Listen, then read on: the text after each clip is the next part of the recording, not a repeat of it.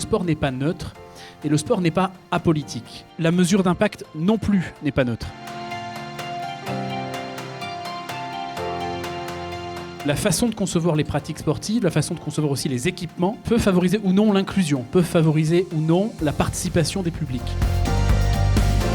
C'est pour nous un véritable enjeu que d'être capable de mesurer à quoi servent nos actions finalement. La mesure d'impact, elle est importante. Être en capacité de se dire, ok, là on a favorisé l'épanouissement de telle personne. On essaye d'évaluer toujours du côté du porteur de projet et puis on essaye d'évaluer toujours de la manière la plus sur mesure possible, c'est-à-dire qu'il faut évaluer au bon moment en utilisant les méthodes les plus adaptées. Il y a tous ces porteurs de projets, je crois qu'il y a 190 projets référencés. Je pense qu'on a un 4 en 1 dans ce rapport, c'est une vraie valeur ajoutée pour le secteur. On regarde. Ouais, allez.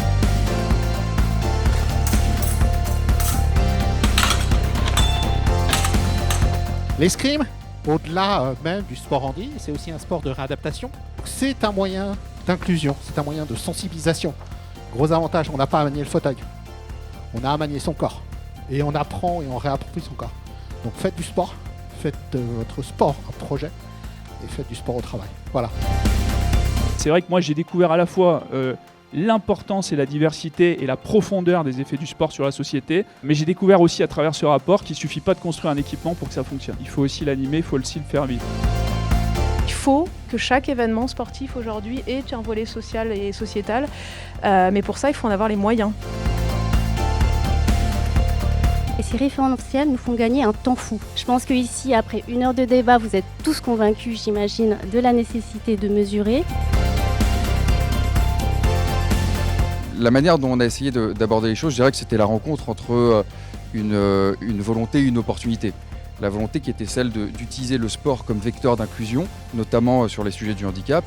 Et l'opportunité, c'était évidemment ces Jeux olympiques et paralympiques à Paris qui ont été pour nous un formidable catalyseur pour permettre de faire émerger un certain nombre de projets.